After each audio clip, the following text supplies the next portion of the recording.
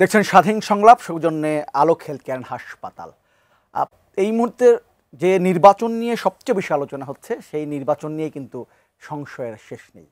আমরা একদিক দিয়ে এই ঐক্যের কথা বলছি, জুলাই ঐক্যের কথা বলা হচ্ছে, জুলাই সনদ নিয়ে ঐক্যের কথা বলা হচ্ছে, অথচ বেশিরভাগ রাজনৈতিক সিদ্ধান্ত নিয়ে রাজনৈতিক দলগুলোর মধ্যে ঐক্য আমরা দেখতে পাচ্ছি না। একটা অনৈক্য সুর আমরা কিন্তু এরই মধ্যে দেখতে পাচ্ছি।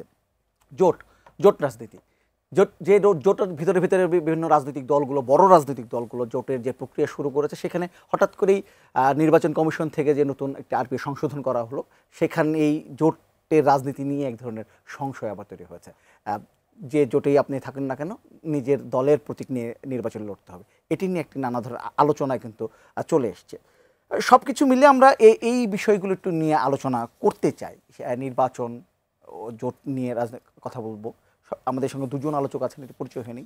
আমার সঙ্গে আছেন ABM মোশাররফ হোসেন, তিনি প্রশিক্ষণ বিষয়ক সম্পাদক বিএনপি, এবং আছেন অধ্যাপক সৈয়দ আব্দুল আজিজ, তিনি শিক্ষাবিদ ও রাজনৈতিক বিশ্লেষক। দুজনকে স্বাগত আমাদের অনুষ্ঠানে। আলোচনায় যাব। ABM মোশাররফ হোসেন, আপনাকে দিয়ে শুরু করি। আমি তো জোটের রাজনীতি নিয়ে একটু কথা বলতে চাই। যে এই যে জোটে যে রাজনৈতিক দল যাক না কেন, কিন্তু প্রার্থীদের নিজের দলের প্রতীকেই নির্বাচন করতে হবে, এমন একটি বিধান নির্বাচন কমিশন করেছে। এবং এই আরপি সংশোধনের পরপরে কিন্তু আমরা বেশ কিছু রাজনৈতিক দলের পক্ষ থেকে এটার প্রতিবাদ আমরা দেখতে পাচ্ছি। আজকে বিএনপির একটি প্রতিনিধি দল নির্বাচন কমিশনে গিয়ে এই বিধানটির তারা বিরুদ্ধে বলে এসছেন এবং এটি সংশোধনের দাবি জানিয়ে এসছেন। সমস্যা কি? যদি যে জোটে যাক না কেন নিজের প্রতীকে যদি নির্বাচন করে প্রার্থীরা, তাহলে আসলে সমস্যা কোন জায়গা? ধন্যবাদ আপনাকে। ধন্যবাদ আমার সহ-আলোচক প্রফেসর সৈয়দ আব্দুল আজিজ এবং ATN নিউজের দর্শক সবাইকে আমি শুভেচ্ছা জানাচ্ছি। আসলে দেশটা কিন্তু এখন নির্বাচনের সরেগে উঠে গেছে। সর্বত্র আপনি যেখানে যান শুধু আলোচনা, নির্বাচন কিভাবে হবে, কিভাবে জোট হবে, অথবা কোন দল নির্বাচন বর্জন করবে, নানা আলোচনা কিন্তু বাংলাদেশে এখন সর্বত্র চলছে। কিন্তু বাংলাদেশের মানুষের প্রত্যাশা কি? একটা অংশগ্রহণমূলক এবং একটা অবাধ, সুস্থ, নিরপেক্ষ নির্বাচন, যে নির্বাচনের মাধ্যমে আগামী দিনে মানুষ তার নেতৃত্ব নির্বাচন করবে। কারণ আওয়ামী লীগের সরকারের আমলে আপনি দেখেন 3টা নির্বাচন নিয়ে ব্যাপক বিতর্ক, 14, 18 এবং 2024। সেখানে মানুষ ভোটের অধিকার প্রয়োগ করতে পারে নাই, এবং সেই নির্বাচন রাতের, বিনা ভোটে, নিজেরা নানা অভিযোগ আছে। সুতরাং এখন কিন্তু মানুষ ভোট দিতে চায়, সেটাকে আপনাকে নিশ্চিত করতে হবে। আর এটা নিশ্চিত করতে যদি নির্বাচন কমিশন এবং ইন্টিরিয়াম গভর্নমেন্ট যদি ব্যর্থ হয়, এমনকি রাজনৈতিক দলগুলিও যদি এখানে সহযোগিতা না করে, তাহলে তারা কিন্তু ছিটকে পড়বে, আমার কাছে যেটা মনে হচ্ছে জনগণের কাছ থেকে। তো এই অবস্থায় আমার মনে হয় নির্বাচন কমিশন এবার কিন্তু আপনি একটা জিনিস আমরা লক্ষ্য করি যে আলোচনা কিন্তু এই সরকারের মূল একটা বিষয়। ঐক্যমতে আলোচনা হচ্ছে, যে কোনো বিষয়ে যখনই সংকট তৈরি হয় বিচার। আমার মনে হয় এই যে আরপিও যেটা সংশোধন হচ্ছে বা হতে যাচ্ছে, আজকে দেখলাম ক্যাবিনেটও মনে হয়েছে, হয়ে গেছে, এইটা উচিত ছিল রাজনৈতিক দলগুলির সাথে কিছুটা আলোচনা করার। কারণ আপনার স্টেক হোল্ডার কারা? পলিটিক্যাল পার্টি, তো এরাই তো আগামী দিনে নির্বাচন করবে। এদের একটা মতামত নিলে আমার মনে হয় এই বিতর্কটা আজকে উঠতো না।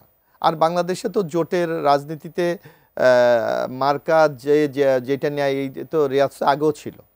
আপনি দেখেন 18 ছিল, 14 ছিল, 8 ছিল, 2001 ছিল। সুতরাং আপনি একটা জায়গা থেকে আরেকটা জায়গায় যখন আপনার ট্রান্সফার হতে চান, তখন তো আমার মনে হয় ওই স্টক হোল্ডারদের সাথে আলোচনা করে নিলে একটা সুবিধা। আমি মনে করি না এটা খুব সংকট তৈরি হবে।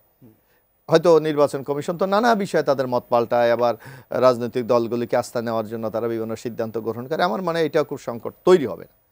কিন্তু সংকটটা যেটা, সেটা হলো যে আজকে রাজনৈতিক দলেরগুলির মধ্যে আমরা একটা বিভাজন লক্ষ্য করি। আচ্ছা, এখানে আমি একটা প্রশ্ন করি, সেটা হচ্ছে এই যদি এই আরপি সংশোধনে থাকে যে জোটেই যান না কেন নিজের প্রতীকে নির্বাচন করতে হবে, এর ফলে কি কোনো রাজনৈতিক দল উপকৃত হবে বলে আপনি মনে করেন? এটা হবে, আমরা বাংলাদেশের মার্কার প্রতি কিন্তু একটা মানুষের একটা সহানুভূতি আছে, অথবা একটা আস্থা আছে।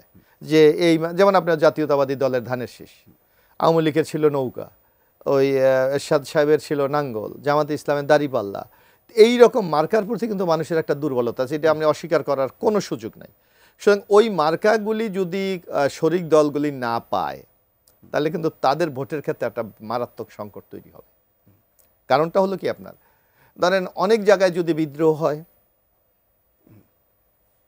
ধরেন আপনি মানে যদি আপনার জোটের মার্কাটা পেলে কিন্তু আপনার প্রতিদ্বন্দ্বী বিদ্রোহ হওয়ার সম্ভাবনা খুবই কম, কারণ দলের মার্কার বিরুদ্ধে এক একজনে যেতে চাবে না।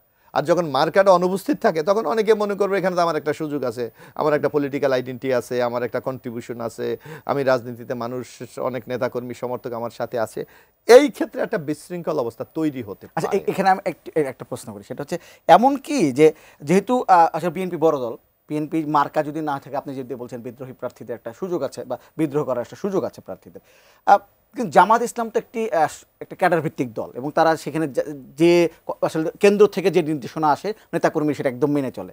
তাহলে কি এমন যে জামাত ইসলাম আসলে যে দলকে সাপোর্ট দিবে বা মার্কা না নিয়ে তারা সেখানে ভোট দিবে, এতে কি জামাত ইসলাম বেশি সুবিধা পাবে কিনা? সরাসরি প্রশ্ন না, এখানে একটা ব্যাপার হলো আজকে জামাত ইসলাম কিন্তু একটা নির্দিষ্ট একটা ক্যাডার ভিত্তিক সংগঠন, তাদের ভোট নির্দিষ্ট, বুঝছেন? যেমন আমি একটা ব্যাপার বলি, আমি 2008-এ যখন আমি ইলেকশন করি তখন এই ধরনের একটা জনসভা, যৌথ একটা সভা হয়েছিল। সেখানে আমি একটা কথা শুনে আমার কাছে অবাক লাগে, আমি এই কথা আগে কখনো শুনিনি। অর্থাৎ নির্বাচনের যে একটা খরচটা, মানে একটা তো একটা খরচ আছে, সেইটাও কিন্তু জামাত ইসলামী বেয়ার। যেমন আমি বললো এরকম যে আমি ছিলাম জোট বিএনপির প্রার্থী, আমার ওখানে যখন তারা মিটিং করতে গেলেন, যৌথ মিটিং, তখন বলল যেখানে জামাত সেখানে নোটও ভোট, আর যেখানে বিএনপি সেখানে শুধু ভোট। অর্থাৎ বিএনপিকে শুধু ভোট দেবে, কিন্তু তারা দলীয় প্রার্থীকে ভোটও দেবে এবং আর্থিক যতটুকু সহযোগিতা দরকার তাও করবে। তো সুতরাং তাদের নির্দিষ্ট ভোট কিন্তু নিয়ে তারা বলে দিতে পারে যে আমার এখানে এই আসনে আমার কতটুকু ভোট আছে, বা আমার প্রার্থী কত ভোট সম্ভব পেতে পারে। কিন্তু ওই ভোট দিয়ে কি জয়যুক্ত করা সম্ভব না, যার জন্যই তো মানুষ জোট করে, যে নানা সহযোগিতা নিয়ে তাকে বিজয়ীটা নিশ্চিত করা। তো এই ক্ষেত্রে যদি মার্কা কেউ জোট করলো কিন্তু মার্কা পেল না, সে একটা সমস্যা থেকেই যাচ্ছে তার জন্য। আবার আসবো আপনার কাছে, আমি তো সৈয়দ আব্দুল আজিজ আপনার কাছে একটু জানতে চাই, এই যদি এই মার্কা নিয়ে একটা আলোচনা রাজনৈতিক দলগুলোর মধ্যে এক ধরনের এখন মোটামুটি তর্ক বিতর্ক হচ্ছে কিন্তু, এবং নির্বাচন কমিশনে অনেকেই যাচ্ছেন সংশোধন করার দাবি যাচ্ছেন, আপনার কাছে কি মনে হয় যে এই রাজনৈতিক দলগুলো আসলে বাংলাদেশের নির্বাচনের জন্য এটা ভালো হলো না খারাপ হলো এই নিয়ম? ধন্যবাদ। প্রথমে এটিএন নিউজের দর্শক শ্রোতাদেরকে, এটিএন নিউজকেও ধন্যবাদ জানাই। আমি বলা যায় যে সমসাময়িক কালে প্রথম এ ধরনের অনুষ্ঠানে স্টুডিওতে আসছি, এবং আমার সহ আলোচকের প্রতিও শ্রদ্ধা এবং ওনার মতামতের প্রতিও আমার অনেকাংশেই আমি একমত যে বাংলাদেশের কালচারটা কিন্তু রাজনৈতিক দলগুলোর সাথে সাথে মার্কাটাও কিন্তু একটা ব্র্যান্ডিং একটা দলের, এবং সেক্ষেত্রে প্রতিষ্ঠিত রাজনৈতিক দল যেগুলো আছে তারা কিন্তু এই সিদ্ধান্তে, এই গণপ্রতিনিধিত্ব যে আদেশটা, এটার দ্বারা কিন্তু তারা একটু তারা একটু বলা যায় যে কিছুটা ক্ষতিগ্রস্ত অথবা তাদের উদ্বেগের কারণ আছে। সেটার প্রমাণ দেখা গেল যে আজকেই প্রধানতম একটি রাজনৈতিক দল বিএনপি, তারা কিন্তু তাদের কনসার্ন ব্যক্ত করেছেন। যদি আমি জানি না এখনও জামাত বা অন্যান্যরা কীভাবে তাদের প্রতিক্রিয়াটা কী, কিন্তু এটা সত্য বাংলাদেশের সংস্কৃতিতে দল যেমন গুরুত্বপূর্ণ, আবার দলের মার্কাটাও কিন্তু ভোটের জন্য গুরুত্বপূর্ণ। তবে এটার আবার বিপরীত একটা দিকও আছে, যেটা আমি ভাবছি এই সিদ্ধান্তটা আসার পরে ভাবছি যে এটার বিপরীত যুক্তি কী কী থাকতে পারে। সেটা হচ্ছে যে 5ই আগস্ট পরবর্তীতে বাংলাদেশের কিন্তু সব কিছুর মধ্যেই একটা রূপান্তরের প্রক্রিয়াটা কিন্তু আমরা দেখতে পাচ্ছি। এই রূপান্তরের মধ্যে আবার নতুন রাজনৈতিক দলগুলো যেগুলো গড়ে উঠছে, প্রত্যেক রাজনৈতিক দলই যেন ব্যক্তি, তার মার্কা, এই জিনিসগুলোও যেন ফুটে ওঠে, এটাও যেন গুরুত্বপূর্ণ হয়ে ওঠে। হয়তোবা এই সিদ্ধান্তের পিছনে এই কারণগুলোও থাকতে পারে। তবে আমি ওই কথার সঙ্গে কিন্তু একমত যে কোনো একটা রাজনৈতিক সিদ্ধান্ত গ্রহণের ক্ষেত্রে, এবং আগামী নির্বাচনটা যেহেতু দীর্ঘকাল পরে একটা অন্তর্ভুক্তিমূলক এবং ব্যাপক অংশগ্রহণে, এবং এটাকে ঐতিহাসিক নির্বাচন হিসেবেই জনগণ কিন্তু দেখতে চাচ্ছে, সেখানে কিন্তু অংশীজনদের সঙ্গে, বিশেষ করে রাজনৈতিক দলের সঙ্গে আলাপ আলোচনা করে যদি এই সিদ্ধান্তগুলো গ্রহণ করা যায়, তাহলে এই সিদ্ধান্তগুলো কিন্তু এগুলো ফলটা অনেক বেশি কার্যকর হবে, এটা আমি মনে করি। আচ্ছা, আবার আসবো আপনার কাছে। এটার জন্য একটু সময়ও দিতে হবে যে এটার প্রতিক্রিয়াটা কি হয়।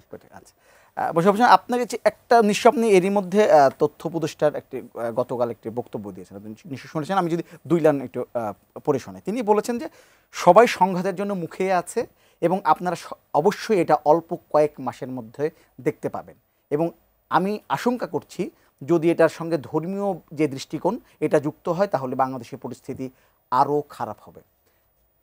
সবাই রাজনৈতিক দল সবাই কি আসলে সংঘাতের জন্য মুখে আছে কিনা? না, আমি মাহফুজ আলমের এই বক্তব্যের সাথে সম্পূর্ণ দ্বিমত পোষণ করি। কারণ যে কথাটি আজিজ সাহেব বলেছেন, আমরা কিন্তু একটা রূপান্তরের দিকে যাচ্ছি। আমাদের চিন্তা চেতনায়, মননে এবং প্র্যাকটিসে আপনি লক্ষ্য করবেন একটা বিরাট একটা পরিবর্তন কিন্তু সবার জীবনে, আপনার ক্ষেত্রে, আমার ক্ষেত্রে, আজিজ সাহেবের ক্ষেত্রে, সবার ক্ষেত্রে কিন্তু আমরা একটা পরিবর্তন চাই। অর্থাৎ মানুষ আগের যেই কালচার, আগের সংস্কৃতি, আগের আচরণ, আগের চলাফেরা, সেই জায়গাতে বেরিয়ে নতুন একটা অধ্যায় তারা সবাই কিন্তু পদার্পণ করতে চায়। তো সুতরাং মাহফুজ আলম হয়তো আগের সেই আইডিয়া থেকে বলতে পারে নির্বাচন মানেই তো মারামারি, নির্বাচন মানেই তো কেন্দ্র দখল, নির্বাচন মানেই তো হুন্ডা গুন্ডা। আমার মনে হয় না যে ওই জায়গায় বাংলাদেশ এখন আছে। আচ্ছা, আমার মনে হচ্ছে না। কারণ আপনি দেখবেন যে এক একটা জাতি, এক একটা গোষ্ঠীর এক এক সময় কিন্তু এক একটা পরিবর্তন ঘটে, যেটা আমরা সভ্যতা বলি। আপনি দেখেন আজকে অনেক সভ্যতা কিন্তু বিলীন হয়ে গেছে, আবার নতুন সভ্যতার জন্ম হয়েছে। আমরা তেমনি একটা সন্ধিক্ষণে কিন্তু বাংলাদেশ এখন উপস্থিত।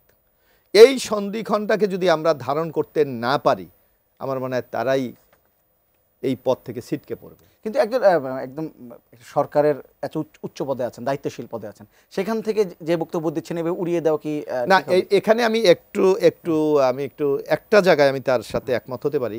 সেটা হলো, বললো যে ধর্মীয় যদি উন্মাদনা এখানে যুক্ত হয় তাহলে হতে পারে।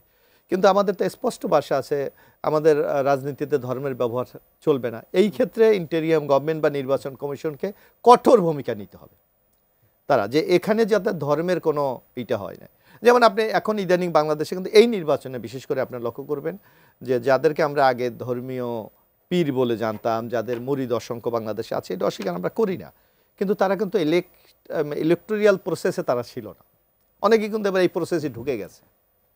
সুতরাং এই ক্ষেত্রে সরকারকে খুব স্ট্রং রোল প্লে করতে হবে, যে রাজনীতি একটা জিনিস আর ধর্মীয় সেন্টিমেন্ট আলাদা জিনিস। এই দুটাকে যাতে আপনার সমন্বয় না হয়, সেই দিকে যদি লক্ষ্য করে, আমার মনে হয় এই ধরনের পরিস্থিতি থেকে আমরা অনেকটা রক্ষা করতে পারবো। আমার মনে হচ্ছে। আপনার কাছে কি মনে হয় যে আসলে এই সংঘাতের কোনো শঙ্কা নেই? একজন উপদেষ্টা বলছেন যে সবাই সংঘাতের মুখে আছেন। আমি দুইভাবে এটাকে অ্যাড্রেস করতে চাই। প্রথম হচ্ছে, আপনার কথাটাকে আমি আবারও বলতে চাই যে একজন দায়িত্বশীল জায়গা থেকে যে কোনো মন্তব্য করার ক্ষেত্রে কিন্তু আমাদের চিন্তা করা দরকার।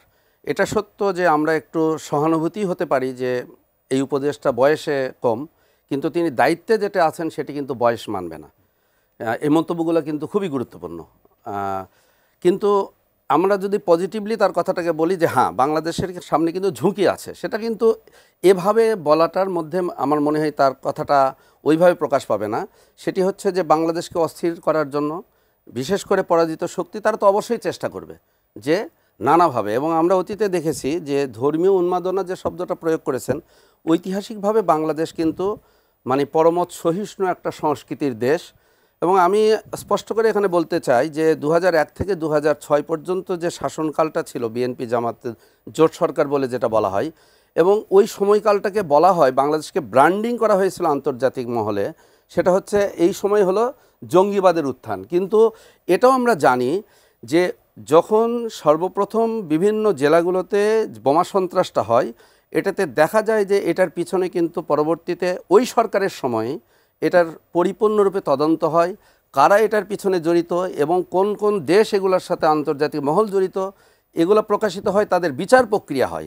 সুতরাং এটার সাথে সরকারের যে কোনো সম্পর্ক নাই, এটা কিন্তু ওই সরকারই প্রমাণ করেছে। কিন্তু তবুও কিন্তু ব্র্যান্ডিং করা হয়েছে। অর্থাৎ আমি বলতে চাচ্ছি এই যে ধর্মীয় উগ্রপন্থা বা ধর্মীয়, এটি কিন্তু একটি যে সেই হান্টিংটনের তত্ত্ব অনুযায়ী সেটি হচ্ছে ক্লাস অফ সিভিলাইজেশনে, মানে বাংলাদেশের সংখ্যাগরিষ্ঠ মানুষকে জঙ্গি, সন্ত্রাসী ইত্যাদি আখ্যা দিয়ে একটা বিদেশি শক্তি, বিশেষ করে একটি বৃহৎ শক্তি, তারা যে ব্র্যান্ডিং করতে চায়, এটি কিন্তু ওনার এই কথার মধ্যে কিন্তু এটারই একটি প্রতিধ্বনি আসে। এই জন্য আমি বলবো যে দায়িত্বশীল জায়গা থেকে যে কোনো কথা বলার আগে, এবং সরকার প্রধান তিনি নিজে স্বয়ং তিনি কিন্তু সমস্ত মহলে তিনি বলছেন যে বাংলাদেশে এ ধরনের কোনো অস্তিত্বই নেই, এবং আমরা তো সাম্প্রদায়িক বিভাজনও বিশ্বাস করি না, আমরা বাংলাদেশি হিসেবে বিশ্বাস করি। সুতরাং আমি মনে করি যে এই ধরনের বক্তব্য দেওয়ার ক্ষেত্রে আরও পরিমিতিবোধ আসা দরকার, আরও দায়িত্বশীল। বাংলাদেশের রাজনীতিতে ধর্মীয় এলিমেন্টে ঢুকে গেছে এটা আছে, ধর্মীয় এলিমেন্ট আছে, এটাও যেমন সত্য। আবার ধর্মীয় পরমত সহিষ্ণুতা, ধর্মীয় যে সহিষ্ণুতা, এটারও কিন্তু পরম আমরা কিন্তু প্রকাশ আমরা দেখতে পাচ্ছি। এই যে গত যে দুর্গাপূজাটা হলো, আমরা কি দেখতে পেলাম?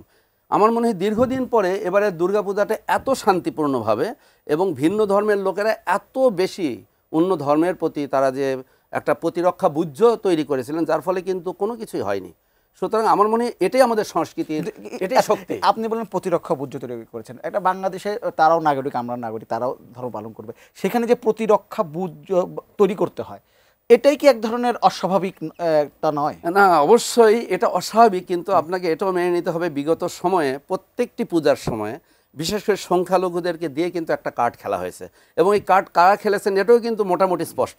সুতরাং আমাদের ধরে নিতে হবে যে এই ধরনের খেলা কিন্তু যারা খেলবে তারা কিন্তু শেষ হয়ে যায়নি, তাদের অস্তিত্ব আছে, এবং এজন্য তাদের এই চক্রান্তগুলো মোকাবেলা করার জন্য কিন্তু এই প্রতিরক্ষা এবং সমাজ সচেতনতা, মানুষের মধ্যে নাগরিক সচেতনতা, এটার দরকার আছে। ওকে, তারপরে যখন একটা নির্ধারিত সময়ের মধ্যে যখন এই কার্ডটা ভোতা হয়ে যাবে, তখন কিন্তু আমার মনে হয় এটা থিতু হয়ে আসবে।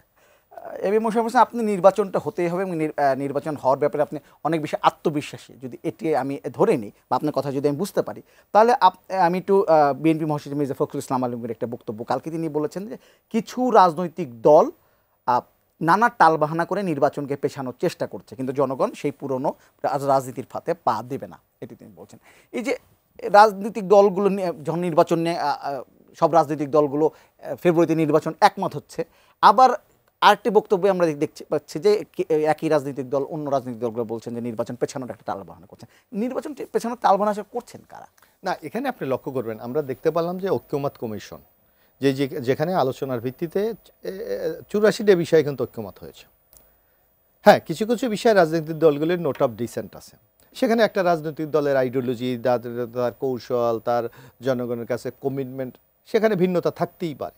সুতরাং প্রত্যেকটা দলের যেমন তার কমিটমেন্টের একটা জায়গা আছে, পাশাপাশি তার কিন্তু একটা লিমিটেশনের একটা জায়গা আছে, যে আমি কতটুকু পারবো। তার বলা হয় যে বিএনপি অনেকগুলো বিষয়ে নোট অফ ডিসেন্ট দিয়েছে। এখন বিএনপি তো এমন একটি রাজনৈতিক দল দ্বারা দীর্ঘদিন ক্ষমতায় ছিল, সে যেমন সরকারি দলের অভিজ্ঞতায় সে পরিপূর্ণ, বিরোধী দলের অভিজ্ঞতাও সে পরিপূর্ণ, আবার বিরোধী দলের বাইরেও যেমন আওয়ামী লীগের আমলে সে কিন্তু কোনো দলেই ছিল না। অর্থাৎ নানা অভিজ্ঞতা সমৃদ্ধ হয়ে তার কিন্তু একটা জায়গা তৈরি হয়েছে যে কতটুকু সে যেতে পারবে, কতটুকু পারবে না, যার কারণে তার ওই লিমিটেশনটাকে সামনে রেখেই কিন্তু সে নোট অফ ডিসেন্টগুলো দিয়ে গিয়েছে। তারপরে সে কিন্তু এখানে একটা ওপেন ডোর রেখে দিয়েছে, বলেছে আগামী নির্বাচনে যে হবে রাজনৈতিক দলগুলির ম্যানিফেস্টো হবে, সেখানে বিএনপি স্পষ্ট জনগণের কাছে আবেদন জানাবে, আপনি যদি এটা সমর্থন করেন আমাকে, তাহলে আমাকে রায় দেন, আর যদি সমর্থন না করেন রায় দেন, যদি জনগণ যেই রায়টা দেবে আমি সেটা মেনে নেব। অর্থাৎ জনগণ যে সার্বভৌম সেটা কিন্তু বিএনপি স্বীকার করে নিয়েছে এবং সেই দিকে যাচ্ছে। কিন্তু কিছু কিছু রাজনৈতিক দল দেখবেন ঐক্যমত কমিশনের আলোচনায় পিআর নাই, আপনাদের লক্ষ্য করবেন যে পিআর কোনো আলোচনার এজেন্ডাই ছিল না, অথচ পিআরকে সেখানে নিয়ে আসা হয়েছে। অথবা এখন দেখবেন, আমরা তো গণতন্ত্রে বিশ্বাস করি, আমরা মনে করি গণতান্ত্রিক রীতি আদর্শ মূল্যবোধ যেগুলো আছে সেগুলিকে অনুসরণ করে আমরা আগামী দিনে এগিয়ে যাব। এই যে এনসিবি এখন একটা বিষয় নিয়ে বিতর্ক তৈরি করছে যে আমাকে শাপলা দিতে হবে, তো অ্যাজ এ পলিটিক্যাল হিসাবে, রাজনৈতিক দল হিসাবে তার তো এই ধারণা থাকা উচিত যে আমার নির্বাচন কমিশনে কোন কোন মার্কাগুলি সংরক্ষিত আছে। আমি তো জানি, আই নো যে আমাকে এই জায়গায় এই মার্কার বাইরে আমি ওখানে চাইতে পারবো না, এটা ফিক্সড করা। তার শাপলা দিলে সমস্যা কি? আমার তো নাই, আপনি আইন মানবেন, আবার আইনের বিরুদ্ধে আপনি কথা বলবেন। হ্যাঁ, তাদের উচিত ছিল যদি এইটা যখন তারা এই মার্কা চাওয়ার আগেই তারা নির্বাচন কমিশনে আবেদন করা, যে আমরা একটা মার্কা আমরা পছন্দ করি, এই মার্কাটা আপনাদের সংরক্ষিত তালিকায় নেই, এটাকে অন্তর্ভুক্ত করে আমাদেরকে দেওয়া হোক। আর আপনি একই কারণে আপনি দেখবেন দুইটা দলকে এই মার্কা দেওয়া হয়নি। একটা বাংলাদেশ কংগ্রেস প্রথমে এরা শাপলা চেয়েছিল, বলেছিল না এটা আমরা দিতে পারবো না, আমাদের সংরক্ষিত আসনে নাই। তারপর মাহমুদুর রহমান মান্না চেয়েছিলেন তার নাগরিক ঐক্যর জন্য, সেখানেও দেয়নি। এখন দুইটা দলকে দেয় নাই, তৃতীয় দলকে কোন যুক্তিতে আপনি দেবেন? আপনি একটু বিশ্লেষণ করেন। আপনি যদি গণতন্ত্রে বিশ্বাস করেন, ন্যায্যতায় বিশ্বাস করেন, আপনি যে আমরা যেটা গণতন্ত্রে বিশ্বাস করি যে সর্বাধিক যে দিকে সংখ্যাগরিষ্ঠ যায় সেই দিকে, কোন মতামতের আপনি? মান্না সাহেব তো বলেছেন যে দিলে তিনি আপত্তি করবেন, কিন্তু কংগ্রেস কি ছেড়ে দিয়েছে? আর তারপর আপনি প্রথম তো এইটাকে অন্তর্ভুক্ত করতে হবে, তারপর তো আপনি এটাকে নিয়ে। এখন আমি একটা জিনিস প্রত্যাশা করবো, সেইটা আমার তালিকায় নাই, আমি কিভাবে সেটা প্রত্যাশা করি? সুতরাং এই সকল ক্ষেত্রে আমরা মনে করি কিছু কিছু প্রতিবন্ধকতা তৈরির কিছু কিছু অপচেষ্টা আছে, কিন্তু এইগুলি থেকে রাজনৈতিক দলগুলিকে বেরিয়ে যেতে হবে। যদি আমরা বেরিয়ে নিয়ে যাই তাহলে তো আমরা শেখ হাসিনার মতো সেই আগের জায়গায় আমরা ফিরে যাব। যেমন আপনার একটা কথা নিচ্ছে, আমি প্রায় বলি টকশোতে, যখন আপনাদের এরকম টকশোতে বাংলাদেশ যখন যেতাম, তখন আওয়ামী লীগরা বলতেন যে আপনারা বলেন একটা নির্বাচন বলতে চান, বাংলাদেশে শেখ হাসিনার মাইনাস কে, হুইজ নেক্সট, বিকল্পকে কে নাই তো। তো শেখ হাসিনা ছাড়া তো বাংলাদেশ চলবে না। এই যে একটা ন্যারেটিভ দাঁড় করিয়ে জনগণকে একটা গোলক ধাঁধার মধ্যে তারা ফেলতে চেয়েছিল, এখন কি বাংলাদেশ চলে না? আমি তো মনে করি যে হাসিনার আমলের চেয়ে অনেক জায়গায়, আজকে তো আমার আপনার এখানে আসতে আমার ভয় হয় না যে আমি গুম হয়ে যাই কিনা, আমি অ্যারেস্ট হয়ে যাই কিনা, আমার নামে মিথ্যা বানোয়ার মামলা হয় কিনা, আমি বাসায় ফিরতে পারবো কিনা, এই সংখ্যা তো বাংলাদেশে কোনো নাগরিকের আছে বলে আমার কাছে মনে হয় না, কোনো মনে হয় না। আজকে আমি কথা বলে আজকে আমি আপনাদের মিডিয়ায়, আপনারা তো তখন একটা প্রচলিত ছিল সেলফ সেন্সরশিপ, কেন করতেন আপনারা? আমরা কেন অনেক কথা বলতে পারতাম না? অর্থাৎ এই সংখ্যাগুলো থেকে তো আমরা বেরিয়ে এসে একটা গণতান্ত্রিক পরিবেশ তো আমরা পেয়েছি। আজকে তো উন্মুক্তভাবে আমি কথা বলতে পারছি, আমি চলতে পারছি, আমার মতামত ব্যক্ত করতে পারছি, এইটাই তো আমার বিরাট অর্জন। জি, একজন দর্শক আছে, ফোনটা একটু রেডি। হ্যালো হ্যালো, আসসালামু আলাইকুম। ওয়ালাইকুম সালাম। আপনার নামটি বলে প্রশ্নটি করেন। আমার নাম মুক্তার আলী, বগুড়া থেকে বলছিলাম। জি মুক্তার সাহেব বলেন। আমি মোশাররফ ভাইয়ের কাছে আবার একটা প্রশ্ন একটা। মোশাররফ ভাই আমার কিন্তু আমাকে চেনেন, আমি তাকে চিনি, তার কথাবার্তাগুলো গঠনমূলক কথা, আমার কাছে খুব ভালো লাগে তার কাছে তার কথাগুলি। আমি তার কাছে একটা জিজ্ঞাসা, আমার দুইজনের কাছে জিজ্ঞাসা, সেটি হলো যে আমরা যে নির্বাচনটা হতে যাচ্ছে, এর আগে শেখ হাসিনার আমলে 24 সালে কয়েক হাজার কোটি টাকা দিয়ে নির্বাচন হলো, আবার কয়েক হাজার কোটি টাকা দিয়ে আবার নির্বাচন হতে যাচ্ছে। আমি ভাইয়ের কাছে জিজ্ঞাসা, সেটা হলো আমাদের দেশে যে আওয়ামী লীগ বাদে আপনার হলো জাতীয় পার্টি এবং 14 দল যদি নির্বাচনে অংশগ্রহণ না করতে পারে বা না করে বা না দেওয়া হয় তাদেরকে তাহলে আবার তো ওই আগেকার মতো যে লাউ সেই কদু হয়ে যাবে। তাহলে আমি মনে করি যে সব আওয়ামী লীগকে অপরাধ করছে আওয়ামী লীগ, তাকে বাদ দিয়ে অন্য দল তাদেরকে নিয়ে নির্বাচন করুক। অন্য দল যারা কালকে আসলো তারা আজকে বলে যাও জাতীয় পার্টিকে বাদ দাও, অমুকে বাদ দাও, সেই বাদ দাও, এই যে একটা লেজে গবরে, এই জিনিসটা আপনাদের মাধ্যমে আমার অনুরোধ, আপনারা দয়া করে আমাদের দেশে বিভ্রান্ত না করে সুন্দর একটা নির্বাচন হোক, সব দলকে মিলে জনগণ তাকে ভোট দেবে, সে পাস করবে। অধ্যাপক সৈয়দ আব্দুল আজিজ, একজন দর্শক ফোন করেছেন, দুজনের কাছে প্রশ্নটি করেছেন, আমি যাব দুজনের কাছেই। মুক্তার সাহেব ফোন করেছেন বগুড়া থেকে। তিনি যেটি বলেছেন যে যদি নির্বাচনে আওয়ামী লীগ এবং জামায়াত এবং জাতীয় পার্টি তারা যদি অংশগ্রহণ না করে, এই নির্বাচন কি তাহলে আগের মতোই একপাক্ষিক হয়ে যাবে কিনা? আমি উত্তরটা দেওয়ার আগে আমাকে অনুমতি দিলে কি আমি আগের পর্বের একটা জিনিস অ্যাড্রেস করতে পারি? সেটা হলো দলীয় মতপার্থক্য, যেটা আমার ভাই বলেছেন। আমি এখানে একটা জিনিস বলতে চাই যে বাংলাদেশের রাজনীতির ইতিহাসে 54 বছর স্বাধীনতা উত্তর বাংলাদেশে আমরা কিন্তু জুলাই বিপ্লব পরবর্তীতে যে রাজনৈতিক ঐক্যটা যে ক্যানভাসে আমরা দেখেছি, এটাকে আমরা ফোকাস না করার পরিবর্তে আমরা মতপার্থক্য থাকবেই। তবে আমি মনে করি যেটা 84টি জায়গায় যে ঐক্যমত এসেছে, এটি কিন্তু বাংলাদেশের ইতিহাসে একটি অনন্য ঘটনা, নাম্বার 1। নাম্বার 2, আমি বিএনপি মহাসচিব মহোদয়ের যে বক্তব্যটা, এটা দুটাভাবে আমি দেখতে চাই। একটা হচ্ছে যে ওনার বক্তব্যটা সতর্কতামূলক, এটা ইতিবাচক, কারণ কোনোভাবে যদি নির্বাচন প্রক্রিয়াটা বাধাগ্রস্ত হয়, সেটা বাংলাদেশ কিন্তু খুবই একটা বাংলাদেশের জন্য খুব ঝুঁকিপূর্ণ। সুতরাং এই সতর্কতামূলকটা আমি এটাকে ইতিবাচক দেখতে চাই। কিন্তু মানে অভিযোগমূলক যে ওনার কণ্ঠে কিন্তু একটা অভিযোগ রয়েছে, যেহেতু বিএনপি বাংলাদেশের একটা খুবই মানে শুধু প্রধানতম রাজনৈতিক দল নয়, বিএনপির কিন্তু দায় দায়িত্বের পরিসরটা অনেক বড়। আমি মনে করি যে আমাদের রাজনৈতিক নেতৃবৃন্দ বিভাজনের জায়গা থেকে যদি ইতিবাচকভাবে সবাইকে ধারণ করার জায়গাটাতে অধিক মনোযোগী হন, তাহলে এই জিনিসটা আরও বেশি ভালো হবে। সুতরাং অভিযোগের জায়গা থেকে আমি মনে করি সকল দলই এখন একটা জায়গায় এসেছে, সেটি হচ্ছে পুরা জাতি এখন কিন্তু নির্বাচনের জন্য অপেক্ষমান, এবং নির্বাচনের মাধ্যমে বাংলাদেশে একটা নিরাপদ শক্তিশালী বাংলাদেশে একটা নতুন যাত্রা শুরু হবে, এটাই আমাদের। আরেকটি কথা বলতে চাই, মার্কার যে বিষয়টা, তারুণ্যের ভাষাটা, তাদের শরীরী ভাষা, এটার মধ্যে কিছুটা বল, কিছুটা এই জায়গাটা প্রকাশিত হয়। তবে আমি মনে করি নির্বাচন কমিশনেরও দায় দায়িত্ব আছে, এবং নির্বাচন কমিশন কিন্তু এই মার্কা নিয়ে এই তরুণদের এই দলের প্রতি কিন্তু যে ধরনের মার্কা প্রস্তাব আসছে, এই জিনিসগুলোও কিন্তু এটা ইতিবাচক নয়, এবং তাদের যে বক্তব্য, সেই বক্তব্যগুলো কিন্তু স্পষ্ট নয়। সুতরাং এই মার্কার বিষয়টা আমরা আশা করি যে খুব তাড়াতাড়ি, আমরা তো এমনও কথা শুনেছি যে মার্কার বিষয়টা নিষ্পত্তি হবে। যেমন আমি যদি ভুল না বলে থাকি যে শাপলাটা দেওয়ার ব্যাপারেও নাকি অনেকটা অগ্রসর হয়ে, যেটাই হোক না কেন এটা যেন সমস্ত নির্বাচন প্রক্রিয়াকে যেন বাধাগ্রস্ত না করে, এটাই হচ্ছে আমাদের প্রত্যাশা। এখন চলে আসে আমি আমাদের দর্শক যিনি দিয়েছেন, আমাকে যদি আবার একটু ওনার মূল প্রশ্ন হচ্ছে যে যদি আওয়ামী লীগ এবং জাতীয় পার্টি নির্বাচন অংশগ্রহণ না করে নির্বাচনটা আগের মতোই একপাক্ষিক হয়ে যাবে। একপাক্ষিক এই বিষয়ে আমার বক্তব্য খুবই স্পষ্ট, সেটি হচ্ছে যে বাংলাদেশের ইতিহাসে এই প্রথম বাংলাদেশের মানুষ একটি ফ্যাসিবাদী শাসনের নিপীড়ন থেকে কিন্তু মানুষ মুক্ত হয়েছে, এই বিষয়টা আমাদের মাথায় রাখতে হবে। স্বাভাবিকভাবে যদি রাজনৈতিক ট্রানজিশন হতো তাহলে কিন্তু এই প্রশ্নটা বাংলাদেশের কোনো মানুষই কিন্তু এটা গ্রহণ করতো না, এবং রাজনৈতিক শক্তি হিসেবে প্রধান রাজনৈতিক একটি এবং বাংলাদেশের স্বাধীনতার সাথে আওয়ামী লীগের সম্পর্ক যুক্ত, সেই আওয়ামী লীগের নেতৃত্বে 16 বছরের যে শাসন এবং তাদের দলীয়, এবং দ্বিতীয় বিষয়টা হচ্ছে জুলাইয়ের এই বিপ্লবের পরবর্তীতে 1 বছরের অধিক সময়েও কিন্তু তাদের মধ্যে কোনো অনুশোচনা নেই, অনুতাপ নেই, কোনো মাফ নেই, দল হিসেবে কোনো বক্তব্য নেই।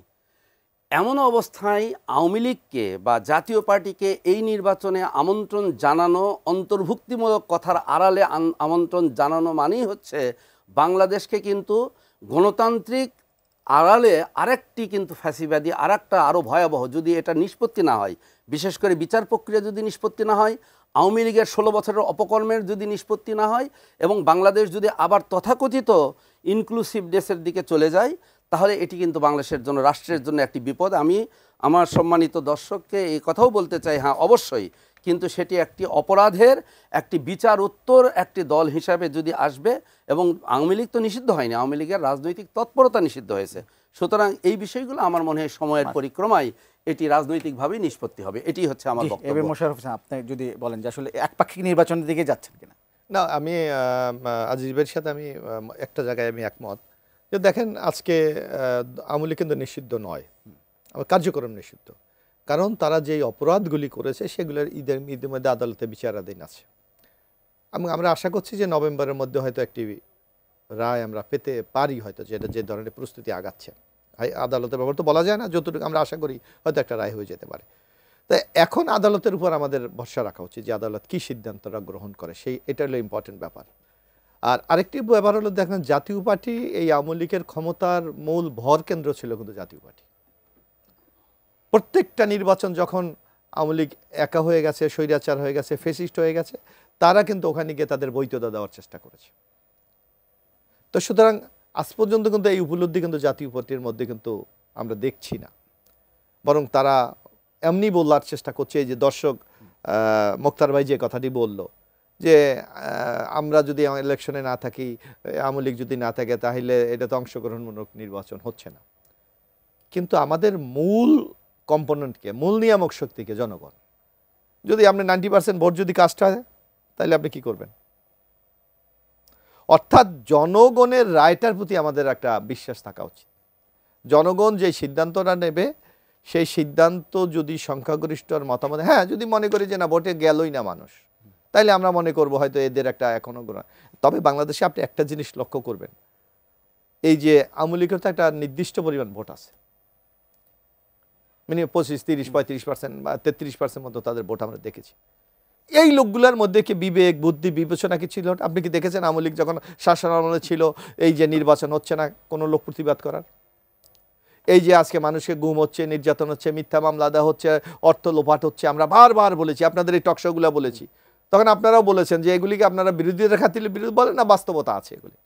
আজকে দেখেন প্রত্যেকটি কথা আজকে কিন্তু বেরিয়ে আসছে। আমরা বারবার বলেছি না, বিদ্যুতের নামে বিরাট একটা বাংলাদেশের লুটপাট হয়েছে, রেন্টাল, কুইক রেন্টালের নামে। আপনি 1 মেগাওয়াট বিদ্যুৎ উৎপাদন করেন না, আপনার 1 লক্ষ কোটি টাকা নিয়ে গেছে। আপনার আমেরিকা ভিত্তিক গবেষণা সংস্থা বলছে যে বাংলাদেশ থেকে প্রতি বছর 1 লক্ষ কোটি টাকা পাচার হয়ে যাচ্ছে, আপনি গুরুত্বই দেননি। বাংলাদেশ ব্যাংকের মানে রিজার্ভ চুরি হয়ে যায়, ব্যাংকের টাকা চুরি হয়ে যায়, গোল্ড এই কয়লা হয়ে যায়। তো এই ঘটনাগুলি তো ঘটেছে, কিন্তু আপনি আওয়ামী লীগ বা জাতীয় পার্টির একটা লোককে প্রতিবাদ করতে আপনি দেখেছেন? একটা ফোন আছে, ফোনটা নিয়ে আবার আপনার কাছে আসছি। হ্যালো হ্যালো হ্যালো, আসসালামু আলাইকুম। ওয়ালাইকুম আসসালাম। আপনার নামটি বলে প্রশ্নটা করেন। আমার নাম বীর মুক্তিযোদ্ধা আব্দুল আহমদ। জি বলেন।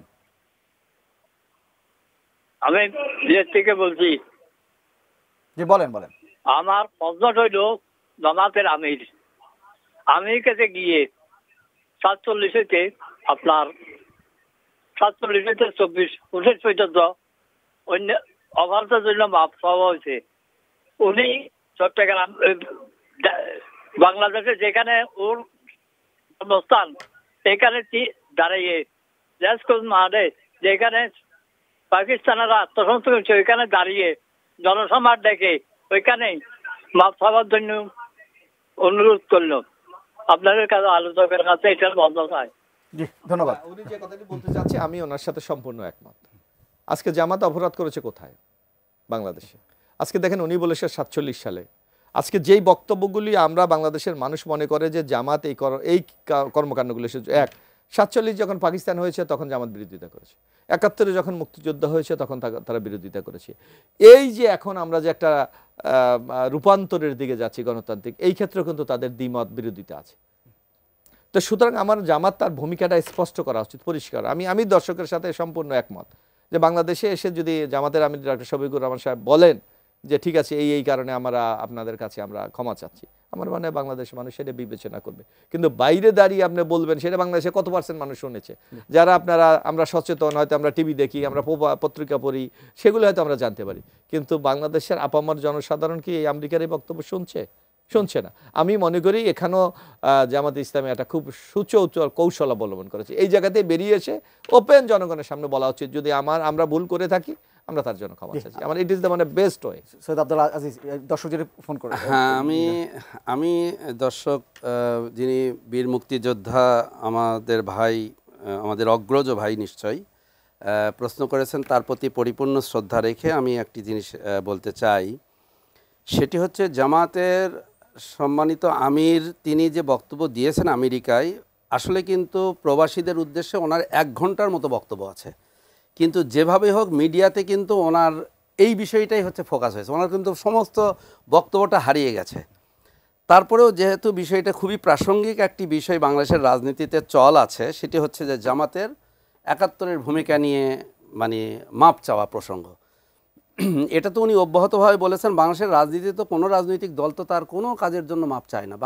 মনে হয় যে জামাতি প্রথমে তার মাপের প্রসঙ্গটা বারবার কিন্তু তারা উল্লেখ করছেন বিভিন্ন ভাষায়, বিভিন্নভাবে। এবং যখন একটা দলের প্রধান তিনি যেভাবেই বলুন না কেন, এটা কিন্তু একটা গুরুত্বপূর্ণ বিষয় যে তিনি বলছেন যে আমরা যেভাবেই, যদি কেউ মনে কষ্ট পান তাদের কাছে ক্ষমা চাই। এটি হচ্ছে আমি মনে করি যে যেখানেই বলুন না কেন তিনি যে কথাটা জনগণের এই অনুভূতির প্রতি যে শ্রদ্ধা জ্ঞাপন করছেন এটিকে মূল্যায়ন করা দরকার, প্রথম বিষয়। দ্বিতীয় বিষয়টা হচ্ছে আমরা কিন্তু জানি যে জামাতের 71-এর ভূমিকা নিয়ে বিষয়টা কিন্তু আবেগী আলোচনা। আপনি যদি মানদণ্ডে পরিমাপ করেন, অপরাধের মানদণ্ডটা কি? যেমন আওয়ামী লীগ সরকারের হাতেই সর্বশেষ রাজাকারের তালিকা হলো এই প্রায় 10,000-এর মতো। সেখানে কিন্তু দেখা গেল যে জামাত কিন্তু শীর্ষস্থানীয় রাজাকারের দল নয়, খোদ আওয়ামী লীগই কিন্তু শীর্ষস্থানীয় রাজাকারের দল।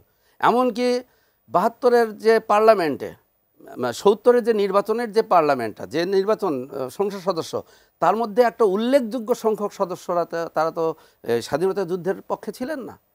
এবং যার ফলে 37,000 যে আমাদের যে যুদ্ধ পরবর্তী, স্বাধীনতা উত্তর পরবর্তী যে দালাল আইনের বিচারগুলো কেন তিনি মাফ করে দিলেন, এই বিষয়গুলো কিন্তু যদি আমরা মানদণ্ডে পরিমাপ করে দেখি তাহলে কিন্তু জামাতের বিরুদ্ধে এই যে 71-এর ভূমিকার জন্য যে মাপ চাওয়ার যে প্রসঙ্গটি, এই প্রসঙ্গটি কতটুকু বস্তুনিষ্ঠ আর কতটুকু আমাদের রাজনৈতিকভাবে এটি কিন্তু একটা আবহ তৈরির, এই বিষয়টাও আমাদের মনে হয় বিবেচনায় নেওয়া দরকার।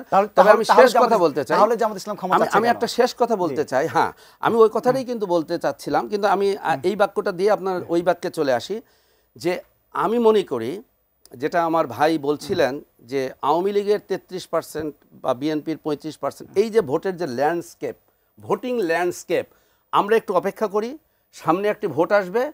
আমি মনে করি জুলাই পূর্ববর্তী 2024 পূর্ববর্তী বাংলাদেশের ভোটের ল্যান্ডস্কেপ এবং জুলাই পরবর্তী আগত বাংলাদেশের ভোটের ল্যান্ডস্কেপ এটা সম্পূর্ণরূপে পরিবর্তিত হবে। তার একটি প্রমাণ হলো 24-এর ভোটে প্রথমে কিন্তু নিরপেক্ষ যে জায়গায় আসছিল সেটা হলো ভোটের কাস্টিংয়ের হার কিন্তু কেউ 5%, 7%-এর বেশি কিন্তু কেউ বলে নাই। সুতরাং আওয়ামী লীগ মানেই যে 33% ভোট অকুপাই করে আমার মনে হয় এই চিন্তা থেকেও আমাদের বেরিয়ে আসা দরকার। আমি তাহলে কি জামাত ইসলামের ভোট, আপনার কথাই বলি, জামাত ইসলামের ভোট কি তাহলে বাড়বে আপনার কি মনে হয়?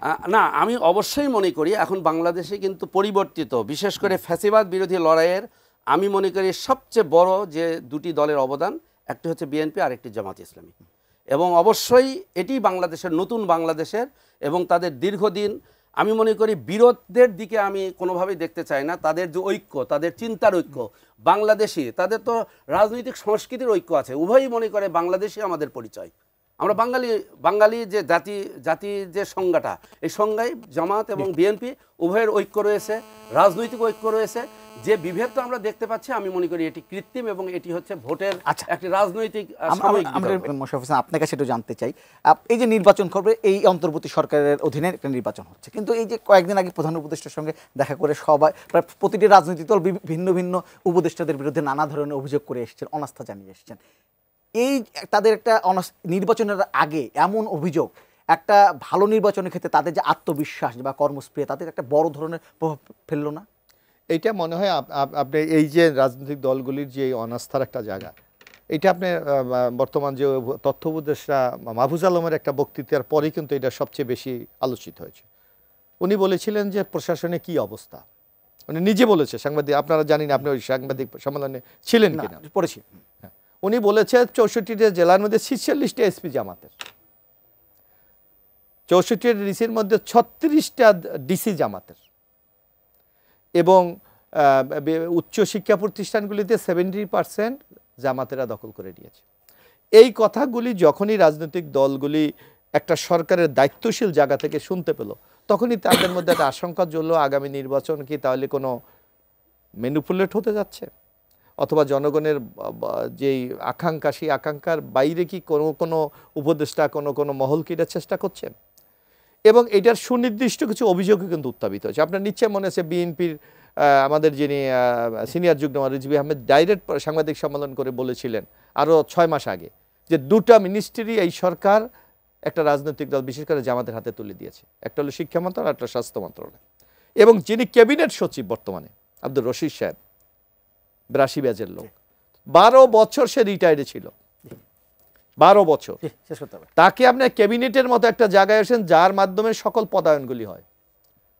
উনিও একটা বিশেষ দলের প্রতি দুর্বলতার কারণে প্রশাসন আজকে ইমব্যালেন্স হয়ে গেছে। এই জায়গা থেকে যদি আপনি বেরিয়ে না যেতে পারেন, তাহলে আগামী দিনে অবাধ সুস্থ নিরপেক্ষ নির্বাচনের ক্ষেত্রে একটা ব্যাপক প্রতিবন্ধকতা। আপনার কাছে জানতে চাই।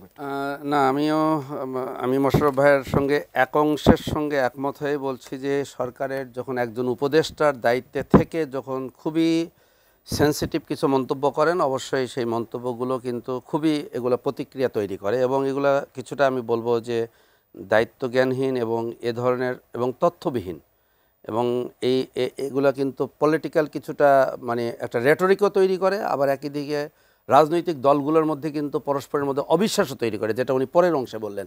আমি মনে করি এই বক্তব্যগুলোর মধ্যে কোনো বস্তুনিষ্ঠতা নেই, সারবত্তা বলে কোনো জিনিস নেই, কারণ এটা সকলের কাছেই খুবই পরিষ্কার যে অন্তর্বর্তী সরকারের কিন্তু যে সেটআপটা, এটা অনেকটা আগের সরকারের কিন্তু সেটআপ নিয়েই চলতে হয়েছে। ভাগাভাগি করে নিয়েছেন, কিন্তু এই যে কথাগুলো, এই যে ভাগাভাগি করে নিয়েছেন উনি দলগুলোর মধ্যে, ওনার কিন্তু এই বক্তব্যের প্রতিক্রিয়ায় মূল উদ্দেশ্য, যেটা ভাইও যে জিনিসটা ক্যারি করলেন, এটাই মনে হয় তার বক্তব্যের মূল উদ্দেশ্য ছিল, সেটা হচ্ছে রাজনৈতিক দলগুলোর মধ্যে, প্রধান রাজনৈতিক দলগুলোর মধ্যে এক ধরনের অবিশ্বাস তৈরি করে দেওয়া, এবং আমরা যাতে এই পরিস্থিতিগুলো শিকার না হয়, এবং যদি প্রধান রাজনৈতিক দলগুলো যদি এ ধরনের দায়িত্বজ্ঞানহীন বক্তব্যের দ্বারা যদি আক্রান্ত হয়, তাহলে কিন্তু এটাই নির্বাচনের পরিবেশ নষ্ট করবে। আমাদের উচিত যেটা দরকার, একটা অবাধ সুষ্ঠু নির্বাচনের জন্য যে জিনিসটি দরকার, সেটি হচ্ছে সরকার, নির্বাচন কমিশন এবং সকল রাজনৈতিক দলের একটা জায়গায় একমত হতে হবে, কার পক্ষে বিপক্ষে নয়, সমস্ত নির্বাচন মেকানিজমটাকে নিরপেক্ষ হতে হবে। এই জায়গাতে সবাইকে সময় শেষ। আপনাদের দুজনকে ধন্যবাদ আমাদের সঙ্গে যুক্ত হওয়ার জন্য। ধন্যবাদ। দর্শক, আজকের পর্ব থেকে এখানে বিদায় নিচ্ছি, আগামী পর্বে আবারও দেখা হবে, ততক্ষণ পর্যন্ত ভালো থাকবেন, সুস্থ থাকবেন, এটিএন নিউজের সঙ্গে থাকবেন।